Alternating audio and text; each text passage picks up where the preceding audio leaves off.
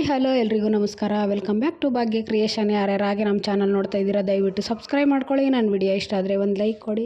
ಇವತ್ತು ನಾನು ಬಿಸಿಬೇಳೆ ಬಾತ್ ಮಾಡ್ತಾಯಿದ್ದೀನಿ. ತುಂಬ ಸಿಂಪಲ್ಲಾಗಿ, ತುಂಬ ಫಾಸ್ಟಾಗಿ, ಈಸಿಯಾಗಿ ಆಗಬೇಕು. ಬೆಳಗ್ಗೆ ಹೊತ್ತು ಟಿಫನ್ಗೆ ತಲೆ ಕೆಟ್ಟೋಗ್ತಾ ಇರುತ್ತೆ, ಏನು ಮಾಡೋದಪ್ಪ ಬೇಗ ಆಗಬೇಕಲ್ಲಪ್ಪ ಅಂಥ ಟೈಮಲ್ಲಿ ಈ ರೀತಿ ಫಾಸ್ಟಾಗಿ ಮಾಡ್ಬೋದು. ನಾನಿಲ್ಲಿ ಒಂದು ಬೌಲು ಮೊಸರು ದಾಲು ಅಂದರೆ ಕೆಂಪು ಬೇಳೆ ಮತ್ತು ಒಂದು ಬೌಲು ಅಕ್ಕಿನ ತೊಗೊಂಡಿದ್ದೀನಿ. ಮತ್ತು ಅದನ್ನು ಚೆನ್ನಾಗಿ ಒಂದು ಕುಕ್ಕರ್ಗೆ ಹಾಕ್ಕೊಂಡು ಎಲ್ಲ ವಾಶ್ ಮಾಡಿ ಎತ್ತಿಟ್ಕೊಂಡಿದ್ದೀನಿ. ಇವಾಗ ತರಕಾರಿನ ನಾನು ಆಲೂಗೆಡ್ಡೆ ಒಂದು ನೂಕಲ್ಲು ಮತ್ತು ಕ್ಯಾರೆಟು ಬೀನ್ಸು 4 ಥರ ತರಕಾರಿ ತೊಗೊಂಡಿದ್ದೀನಿ. ನೀವು ಇದಕ್ಕೆ ಬಟಾಣಿ ಇನ್ನೂ ಬೇರೆ ಬೇರೆ ತರಕಾರಿ ಎಲ್ಲ ಬೇಕಾದ್ರೆ ಹಾಕ್ಕೋಬೋದು. ಇಲ್ಲಿ ತರಕಾರಿನೂ ವಾಶ್ ಮಾಡಿ ಕುಕ್ಕರ್ಗೆ ಹಾಕ್ಕೊಂಡು ಇವಾಗ ಒಂದು ಮೂರುವರೆ ಗ್ಲಾಸ್ ನೀರು ಹಾಕ್ಕೋತಾ ಇದ್ದೀನಿ. ಏಕೆಂದರೆ ಸ್ವಲ್ಪ ತೆಳ್ಳಗೆ ಬೇಯಿಸ್ಕೋಬೇಕಾಗುತ್ತೆ, ಇಲ್ಲಾಂದರೆ ತುಂಬ ಗಟ್ಟಿ ಆಗುತ್ತೆ, ಮತ್ತು ನೀರು ಬೇರೆ ಮಿಕ್ಸ್ ಮಾಡ್ಕೋಬೇಕಾಗುತ್ತೆ. ಹಾಗಂತ ಜಾಸ್ತಿನೂ ಹಾಕ್ಕೊಂಡ್ರೆ ಕುಕ್ಕರಿಂದ ಎಲ್ಲ ಆಚೆನೂ ಬಂದುಬಿಡುತ್ತೆ. ಹಾಗಾಗಿ ನಾವು ಒಂದು ಮೀಡಿಯಮಲ್ಲಿ ಹಾಕ್ಕೊಂಡು ಇವಾಗ ಲಿಡ್ಡನ್ನು ಕ್ಲೋಸ್ ಮಾಡ್ತಾಯಿದ್ದೀನಿ. ಅಂದರೆ ಉಪ್ಪನ್ನು ಹಾಕಿದ್ದೀನಿ. ಉಪ್ಪನ್ನು ಹಾಕ್ಬಿಟ್ಟು ನಾನು ಇವಾಗ ಬೇಯೋದಕ್ಕೆ ಇಟ್ಕೋತಾ ಇದ್ದೀನಿ. ಈಗ ಗ್ಯಾಸ್ ಹಚ್ಬಿಟ್ಟು ಕುಕ್ಕರ್ನ ಇಡ್ತೀನಿ. ಅದು ಒಂದು ವಿಷಲ್ ಹಾಕಿಸ್ಕೊಂಡ್ರೆ ಸಾಕು, ಯಾಕೆಂದರೆ ಮೊಸರು ದಾಲು ಬೇಗನೆ ಬೇಯುತ್ತೆ. ಮಾಮೂಲಿ ಬೇಳೆ ಬೇಕಾದ್ರೂ ನೀವು ಹಾಕ್ಕೋಬೋದು. ನಾನಿಲ್ಲಿ ಮೊಸರು ದಾಲು ಹಾಕಿದ್ರೆ ಚೆನ್ನಾಗಿರುತ್ತೆ ಅಂತ ಹಾಕ್ಕೊಂಡಿದ್ದೀನಿ. ನೀವೆರಡು ಮಾಮೂಲಿ ಬೇಳೆ ಮತ್ತು ಮೊಸರು ದಾಲು ಎರಡನ್ನೂ ಹಾಕ್ಕೊಂಡು ಇದು ಮಾಡ್ಕೊಳ್ಳಿ.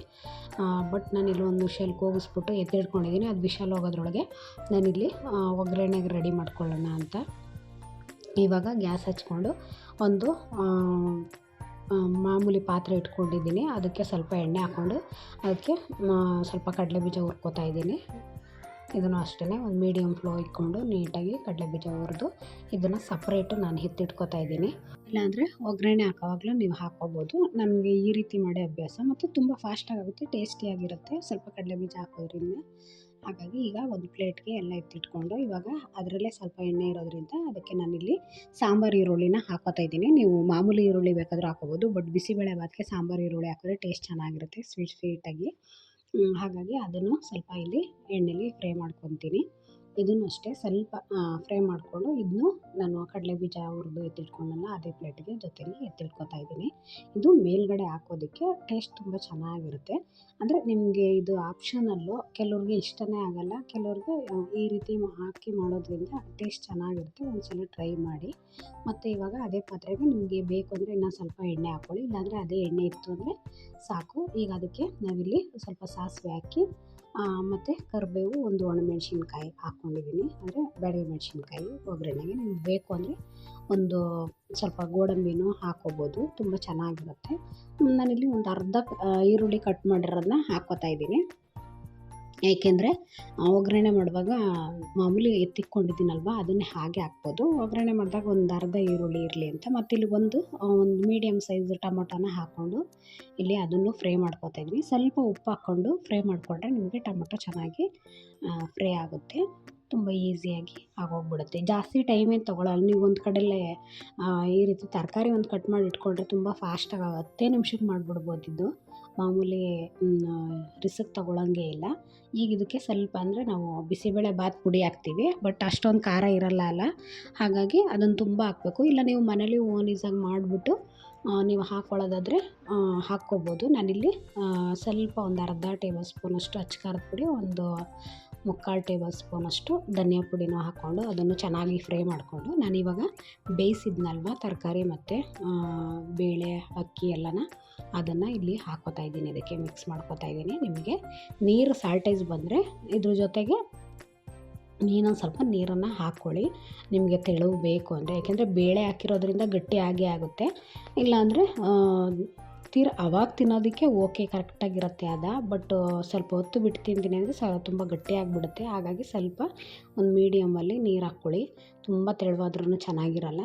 ಬಿಸಿದು ಬಿಸಿಬೇಳೆ ಭಾತ್ ತಿಂತಾಯಿದ್ರೆ ಸಖತ್ತಾಗಿರುತ್ತೆ. ಈಗ ಇದಕ್ಕೆ ನಾನು ಇನ್ನೊಂದು ಸ್ವಲ್ಪ ನೀರನ್ನು ಹಾಕ್ಕೊಂಡು ಮಿಕ್ಸ್ ಮಾಡ್ಕೊತೀನಿ. ಯಾಕೆಂದರೆ ಸ್ವಲ್ಪ ಗಟ್ಟಿ ಇದೆ, ಬಟ್ ನಾನು ಕುಕ್ಕರ್ಗೆ ಹಾಕಿದ್ದು ತೆಳುವಿತ್ತು, ಬಟ್ ಇನ್ನೂ ಸ್ವಲ್ಪ ತೆಳ್ಳಗಿರಲಿ ಅನ್ನೋ ಕಾರಣಕ್ಕೆ ಹಾಕ್ಕೊಂಡಿದ್ದೀನಿ. ಇವಾಗ ಮಿಕ್ಸ್ ಮಾಡಿಕೊಂಡು ನಾನು ಆಲ್ರೆಡಿ ಉಪ್ಪನ್ನು ನಾನು ತರಕಾರಿ ಎಲ್ಲ ಬೇಯೋದಕ್ಕೆ ಇಟ್ಟನಲ್ಲ ಆವಾಗಲೇ ಹಾಕಿದ್ದೆ. ನಿಮಗೆ ಬೇಕು ಅಂದರೆ ನೋಡಿಕೊಂಡು ನೀವು ಹಾಕ್ಕೊಳ್ಳಿ. ಅಂದರೆ ಈ ಟೈಮಲ್ಲಿ ರೈಸ್ ಎಲ್ಲ ನೀವು ಒಂದುಗೂಡಿಸಿದ್ಮೇಲೆ ಪುಡಿ ಉಪ್ಪನ್ನು ಹಾಕಿ ಮಿಕ್ಸ್ ಮಾಡ್ಕೊಳ್ಳಿ. ಹರಳುಪ್ಪು ಹಾಕಿದ್ರೆ ಬೇಗ ಕರಗಲ್ಲ. ಹಾಗಾಗಿ ಇವಾಗ ನಾನು ಬಿಸಿಬೇಳೆ ಬಾತ್ ಪುಡಿನ ಸ್ವಲ್ಪ ಹಾಕ್ಕೊಂಡು ಮಿಕ್ಸ್ ಮಾಡ್ಕೊತಾ ಇದ್ದೀನಿ. ಯಾಕೆಂದರೆ ಒಂದೇ ಸಲ ಹಾಕಿದ್ರೆ ಗಂಟಾಗಬಾರ್ದಲ್ವ. ಹಾಗಾಗಿ ಅಂದರೆ ನಾವಿಲ್ಲಿ ಪುಡಿನ ನಾವು ರೈಸ್ ಎಷ್ಟು ತೊಗೊಂಡಿದ್ದೀವೋ ಅದನ್ನು ನೋಡಿಕೊಂಡು ನಾವು ಇಲ್ಲಿ ನಾನು 3 ಟೇಬಲ್ ಸ್ಪೂನಿಂದ 3.5 ಟೇಬಲ್ ಸ್ಪೂನಷ್ಟು ನಾನು ಬಿಸಿಬೇಳೆ ಬಾತ್ ಪುಡಿ ಹಾಕ್ಕೊಂಡಿದ್ದೀನಿ. ಇದು ಇಷ್ಟಕ್ಕೆ ಸಾಕಾಗುತ್ತೆ. ಅಂದರೆ ನಮಗೆ ಫ್ಲೇವರು ಬಿಸಿಬೇಳೆ ಬಾತು ಟೇಸ್ಟು ಎಲ್ಲ ಬರಬೇಕು ಅಂದರೆ ಆ ಪೌಡ್ರಿಂದನೇ ಮೇಯ್ನು.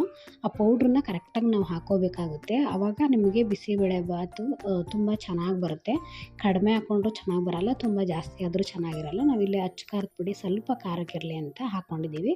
ಬಿಸಿಬೇಳೆ ಬಾತು ಪುಡಿ ಬಂದು ಅಷ್ಟೊಂದು ಖಾರ ಇರಲ್ಲ, ಬಟ್ ಕಲರ್ ಇರುತ್ತೆ, ಇಲ್ಲ ಅಂತಲ್ಲ. ಇಲ್ಲಿ ಒಂದು ಮೀಡಿಯಮಲ್ಲಿ ನಾನು ಹಾಕ್ಕೊಂಡಿದ್ದೀನಿ. ಮತ್ತು ಅದ್ರ ಫ್ಲೇವರು ನಮಗೆ ಬಿಸಿಬೇಳೆ ಬಾತು ಪುಡಿ ಹಾಕಿದಾಗ ಆ ಫ್ಲೇವರು ಚೆನ್ನಾಗಿ ಬರುತ್ತೆ. ಆವಾಗಲೇ ನಮಗೆ ಬಿಸಿಬೇಳೆ ಬಾತು ಚೆನ್ನಾಗಿ ನಮಗೆ ತಿನ್ನೋದಕ್ಕೂ ಟೇಸ್ಟ್ ಬರುತ್ತೆ.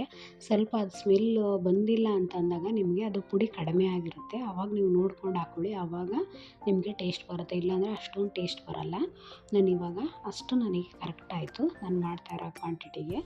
ಅದಕ್ಕೆ ಅಷ್ಟನ್ನು ಹಾಕ್ಕೊಂಡು ಇವಾಗ ನಾನು ಕಡಲೆ ಬೀಜ ಮತ್ತು ಈರುಳ್ಳಿನ ಹುರಿದು ಇಟ್ಟಿದ್ನಲ್ಲ ಅದನ್ನು ಎರಡನ್ನೂ ಮಿಕ್ಸ್ ಮಾಡ್ಕೊತಾ ಇದ್ದೀನಿ. ಅಂದರೆ ಪಾತ್ರೆ ಸ್ವಲ್ಪ ಚಿಕ್ಕದಾಯಿತು, ಸ್ವಲ್ಪ ದೊಡ್ಡ ಪಾತ್ರೆ ಇಟ್ಕೊಂಡು ನೀವು ಮಾಡ್ಕೊಳ್ಳಿ.